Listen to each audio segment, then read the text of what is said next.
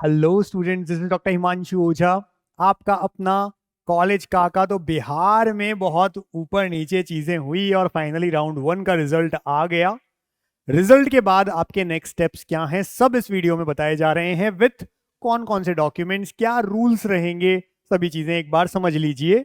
Channel subscribe नहीं हो तो कर लीजिए पहले, और टेलीग्राम जो है उसका लिंक डिस्क्रिप्शन में दे रखा है, उसे ज्वाइन कर लीजिए, इससे कोई वीडियो आप मिस नहीं करें। सबसे पहले तो हम देखते हैं जो नया अपडेटेड शेड्यूल आया था उस अकॉर्डिंग रिजल्ट 24 तारीख को आ गया। और अलॉटमेंट ऑर्डर जिसको हम कहते हैं राउंड 1 का, वो आप डाउनलोड कर सकेंगे 24 से लेकर 28 के बीच में।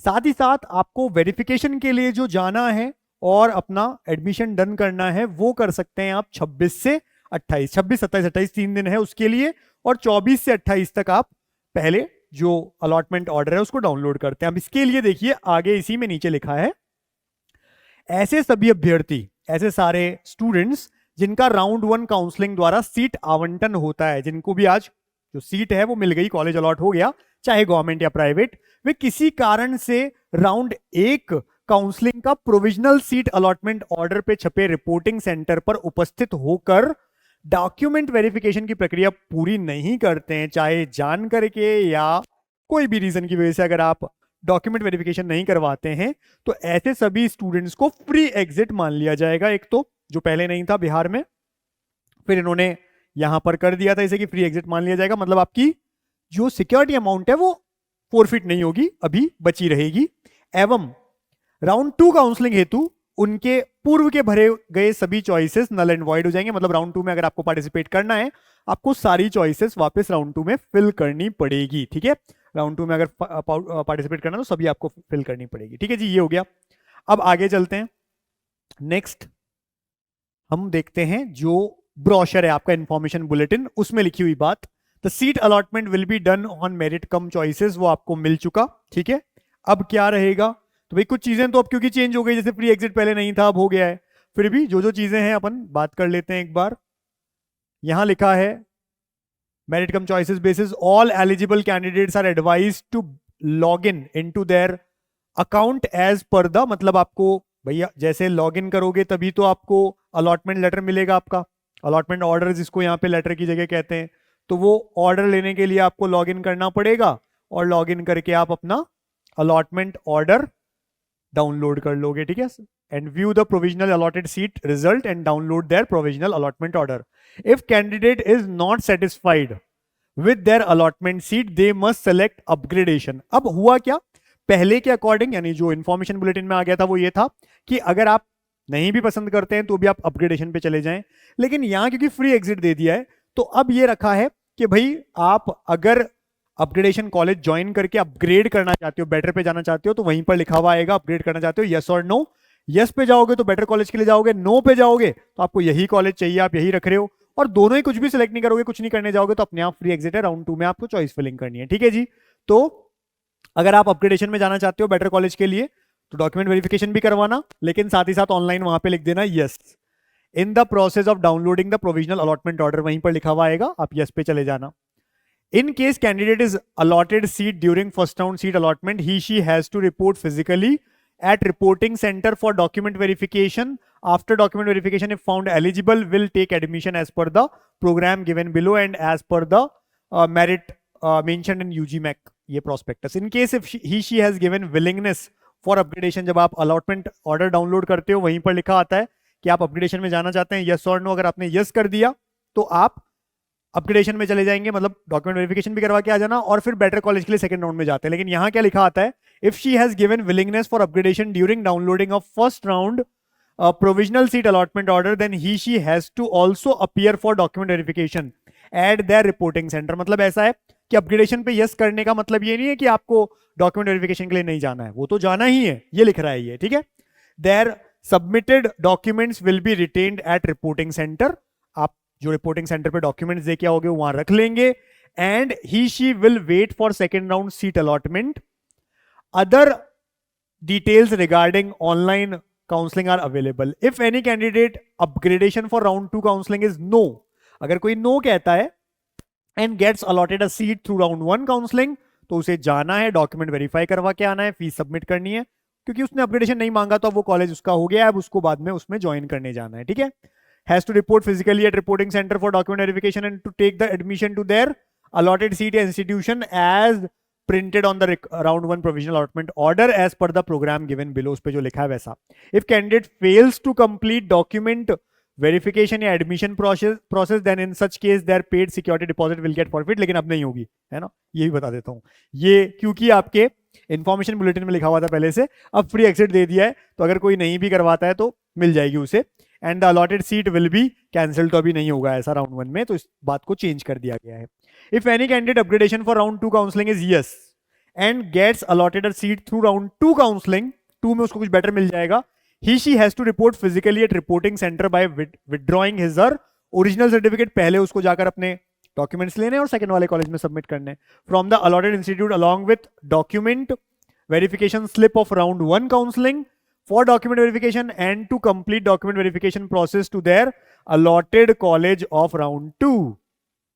इफ कैंडिडेट फेल्स तब हो जाएगा, तब तो चला जाएगा भाई आपका सिक्योरिटी डिपॉजिट, की राउंड 2 की बात कर रहा है। तो अगर राउंड 2 में कोई बेटर कॉलेज मिल जाए अपग्रेड होके, तो राउंड 1 वाले कॉलेज में वापस जाना, अपने डॉक्यूमेंट्स और डॉक्यूमेंट स्लिप जो है सारी चीजें वापस लेना, और राउंड 2 में जो अब कॉलेज अलॉट हुआ है वहां जाके सबमिट कर देना, जैसे बाकी जगह होता है वैसा ही, ठीक है जी। आगे चलते हैं, कौन कौन से डॉक्यूमेंट्स हैं जो लिख रखे हैं आपके यूजी मैक के प्रोस्पेक्टस में। एडमिट कार्ड नीट का, मैं बार बार बताता हूं, नीट का जो आपका एडमिट कार्ड है बिना इन्विजिलेटर के साइन के नॉर्मल जो है उसी को ले लेना। ऐसे ही नीट का स्कोर कार्ड आपको लेना पड़ेगा। 10th और 12th की मार्कशीट्स लेनी पड़ेंगी, ठीक है, अगर कहीं सर्टिफिकेट भी मिलता है तो वो भी, नहीं तो मार्कशीट काफी है 10th और 12th की। रेजिडेंशियल सर्टिफिकेट आपके बिहार का, अगर आप डोमिसाइल हैं और गवर्नमेंट कॉलेज के लिए जा रहे हैं। अदर स्टेट स्टूडेंट है, प्राइवेट कॉलेज के लिए गया है, तो उसे रेजिडेंस सर्टिफिकेट की जरूरत नहीं है। कास्ट सर्टिफिकेट अगर OBC, EWS, SC, ST, PWD किसी में भी आते हैं बिहार में तो आपको लेना होगा। ऑल द सर्टिफिकेट्स या documents in original as per the requirement of admission in private medical या डेंटल कॉलेज। तो अगर जो भी डॉक्यूमेंट्स है गवर्नमेंट में जाओ या प्राइवेट, आपको ओरिजिनल भी रखना है और एक फोटोकॉपी भी आप साथ रख लेना। 6 copies of the passport size photograph which was pasted on admit card, जैसे नीट के एडमिट कार्ड में वैसे ही सेम 6 पासपोर्ट साइज फोटो ले जाना आपके साथ। Downloaded print of online field application form, जो आपने यूजी मैक यानी बिहार का फॉर्म भरा उसका पूरा प्रिंट लेके जाना। आधार कार्ड अपने साथ रख लेना। Check slip and downloaded the check slip as downloaded along with the biometric identification report form 1। क्या होता है अभी मैं आपको दिखा देता हूं और कहां से मिलेगी वो भी। एनी अदर डॉक्यूमेंट, अगर इसके अलावा कुछ भी है, जैसे कोई फिजिकली हैंडीकैप्ड है, एसएमक्यू है, ईडब्ल्यूएस है, तो उसका सर्टिफिकेट देना होगा। अब ये कहां से मिलेगा? चेक स्लिप, वो देख लो, आपका बिहार की वेबसाइट जानते हो आप, वहां से मैं बता दूंगा आपको। इसमें देख लो क्या क्या चीजें हैं, मार्कशीट 10th 12th की, है ना, पासिंग सर्टिफिकेट जिसको हम बोलते हैं, अगर दोनों है तो दोनों रख लो वरना एक ही, ठीक है। इसी तरह से marksheet and admit card of 10th या इक्विवेलेंट एग्जामिनेशन मार्कशीट या सर्टिफिकेट या एडमिट कार्ड। मतलब ऐसा नहीं है कि 10th का एडमिट कार्ड ही चाहिए, 10th की मार्कशीट है काम आ जाएगी आपके, ठीक है, बस काफी है उसके लिए। Caste certificate and permanent residential certificate. Character certificate issued by head of institution last attended, जो भी आपने लास्ट पढ़ाई की है किसी स्कूल से या कॉलेज से, उनका जो दिया हुआ कैरेक्टर सर्टिफिकेट है, चाहे कितना ही पुराना हो, 1 साल 2 साल भी हो चलेगा, क्योंकि लास्ट इंस्टीट्यूट बोला है। लास्ट इंस्टीट्यूट नहीं बोलते तो फिर 6 महीने के अंडर का होना चाहिए था। तो अब कभी का भी हो, 2 साल पुराना भी हो, लास्ट आपने 12th पास की थी 2 साल पहले 3 साल पहले, जो स्कूल ने दिया आपको कैरेक्टर सर्टिफिकेट वो लेके चले जाना। इनकम सर्टिफिकेट अगर जरूरत है तो इनकम सर्टिफिकेट चाहिए, अगर जरूरी होगा तो इश्यूड बाय सीओ या revenue officer of permanent residence, है ना, तो वो आपको चाहिएगा। एडमिट कार्ड, फोटोग्राफ आप बोली दी है ना, यहाँ पे 4 लिखा है, वैसे 6 है, वो आपको सारी लेके जानी है जैसी एडमिट कार्ड में थी। अगर डिसेबल कोटा है तो उसका सर्टिफिकेट, आधार कार्ड चाहिए, hard copy of online submitted form, और अगर कोई इसके अलावा जरूरी है तो वो, ठीक है, ये सब चीजें आपको लेके जानी है। इनकम सर्टिफिकेट मेनली जैसे ईडब्ल्यूएस, ओबीसी, एनसीएल शो करने के लिए मांग लेते हैं, तो आप उस केस में ऐसे बना हुआ होना चाहिए। आगे चलते हैं, ये अपनी वेबसाइट है यूजी मैक की वेबसाइट पे, यहां पर लिखा हुआ है डाउनलोड सेक्शन। एक डाउनलोड सेक्शन है, कहां पे? होम पेज पे, यूजी मैक में नहीं, होम पेज, बीसीईसीई की जो वेबसाइट है उसमें होम पेज है, होम पेज पे लिखा है डाउनलोड। डाउनलोड में आना, थोड़ा नीचे आकर के देखना, लिखी होगी check slip and biometric form, लेकिन साथ में देखना किसके लिए कर रहे हो आप, तो यहां लिखा हुआ है check slip and biometric form of UG MAC 2025।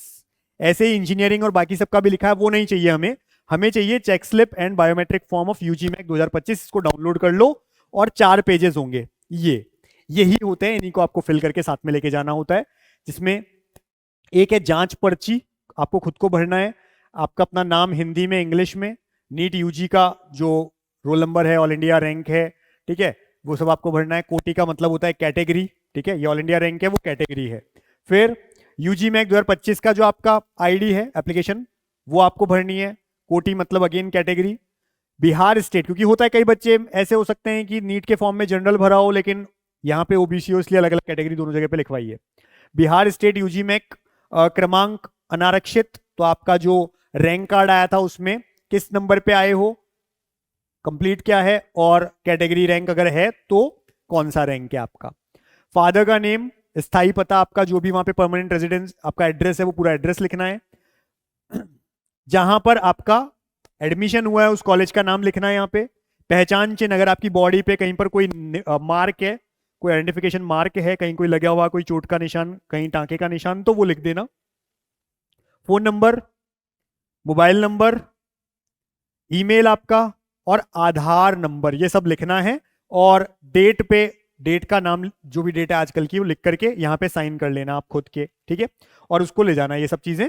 और नीचे लिखी भी रहेगी क्या क्या है, जो भी हमने अभी बोला था उनमें से, इनमें से कौन कौन सी चीजें आपके पास है, वो टिक लगा लेंगे, ठीक है। अब आगे क्या करना है, नेक्स्ट जांच बिंदु 2, इसका जांच किए जाने वाला बिंदु, आयु सीमा की योग्यता, माध्यमिक परीक्षा समकक्ष परीक्षा के मूल या जो भी अंकित जन्म तिथि, आपकी डेट ऑफ बर्थ क्या है, के आधार पर इनकी आयु कितनी है, वो आयु लिखी रहेगी यहाँ पे। शैक्षणिक योग्यता, वर्ष दिस की बिहार, जो भी आपकी 12th क्लास आपने कब करी, कौन से ईयर में करी, ठीक है, यही सब चीजें। फिजिक्स केमिस्ट्री बायो, इनमें क्या क्या मार्क्स आए आपके, ये सब चीजें यहाँ पे आपको भरनी है, ठीक है। अब पहचान पत्र का सत्यापन, वो सब आपको अपने लेफ्ट हैंड फिंगर इंप्रेशन लगाना है, लेफ्ट हैंड का जो इंप्रेशन है वो लगाना है, फिंगर का नहीं, ठीक है। फिर ये साइन आपको खुद को करने हैं, कब करने हैं, घर से नहीं करके लेके जाने, वहीं जो आपका सारे डॉक्यूमेंट चेक कर रहे हैं उनके सामने साइन करने हैं, हिंदी में इंग्लिश में दोनों में, ठीक है जी, ये सब चीजें वहां पे कर लेना। फिर बाकी चीज भर के लेके जाना, जो जो वहां पे ऐसे सील साइन वाला काम है उनके सामने कर लेना, ठीक है। अनारक्षित कोटि में अगर कोई है, यानी अनरिजर्व्ड है, तो आरक्षित कोटि के उम्मीदवार तथा आरक्षित कोटि के अन्य उम्मीदवारों के लिए पात्रता निर्धारण, तो अगर कोई ऐसा है, तो अगर कोई जो भी आपके पास सर्टिफिकेट है आपका कैरेक्टर जो कैटेगरी सर्टिफिकेट, तो वो आपको भरना होता है, कौन सी जाति है, कौन सा नंबर है उसका, ये सब चीजें आपको भरनी है। स्वास्थ्य परीक्षण ये आपको नहीं करना है, चिकित्सा पदाधिकारी द्वारा निर्गत संलग्न स्वास्थ्य जांच में योग्य अयोग्य पाए गए जो भी उम्मीदवार जिस संस्थान के लिए पात्रता प्राप्त है उसका नाम वगैरह लिखना। ऑनलाइन पाठ्यक्रम एवं संस्थान, जो आप लिख के ले जा सकते हैं ले जाना, वरना वहां ले जाना, वहां पे भर लेना, ऐसी कोई डरने की दिक्कत की बात नहीं है, ठीक है। ये जांच आपको नहीं करनी है, जांच अधिकारी खुद साइन करेगा, यहाँ उम्मीदवार वाले में आपको साइन करने हैं। फिर बायोमेट्रिक आइडेंटिफिकेशन रिपोर्ट, जिसमें यूजीमैक आईडी, डेट, कैंडिडेट का name, NEET roll number, all India rank, NEET registered number, NEET का एप्लीकेशन नंबर, रजिस्ट्रेशन नंबर, वो लिखना है। यूजीमैक रैंक, यूआर रैंक कितना है, कैटेगरी रैंक कितना है, आरसीजी रैंक है, अगर डीक्यू रैंक अगर है तो कितना है, अगर नहीं है तो नहीं लिखना है। आधार नंबर, फोन या mobile number, biometric data comprising of the thumb impression and photo of the above mentioned candidate appearing for the counseling of ये selected before the undersigned on dated, जो भी है वो करवा के, या लेफ्ट हैंड या राइट हैंड का जो थंब इंप्रेशन है वो करवाया जाएगा, वो कैंडिडेट करना, ठीक है। और यहाँ पे कैंडिडेट साइन करेगा, यहाँ पे चेक करने वाले ऑफिसर जो है वो साइन करेंगे। तो ये तो चाहे आप उनके सामने कर लेना, अपने साथ ले जाना है तो पैड या बता देना कि आपके सामने करना है क्या, ठीक है जी। तो ये सारी चीज करके लेके जानी है, तो ये पूरा है। अब राउंड 1 हो गया है, रिजल्ट के बाद का क्या प्रोसेस है, कब से कब तक आपको क्या करना है और क्या डॉक्यूमेंट्स क्या लेके जाना है, सारी चीजें तो प्रॉपरली सारा प्रोसेस कर लेना। हालांकि एक चेंज हो गया है कि पहले फर्स्ट राउंड फ्री एग्जिट नहीं था, फ्री एग्जिट अगर कोई कॉलेज फर्स्ट राउंड में मिला आपको नहीं लेते हो आप, तो आपकी फीस नहीं जाएगी, बस आपको सेकंड राउंड की चॉइस फिलिंग प्रॉपरली करनी है, वापस से पहले वाली कैंसिल हो जाएगी, ये ध्यान रख लेना, ठीक है। Wish you all the best कि आपको आगे अच्छा कॉलेज मिले और कॉन्ग्रेचुलेशन उन बच्चों को जिन्हें कॉलेज अलॉट हुआ है। Thank you.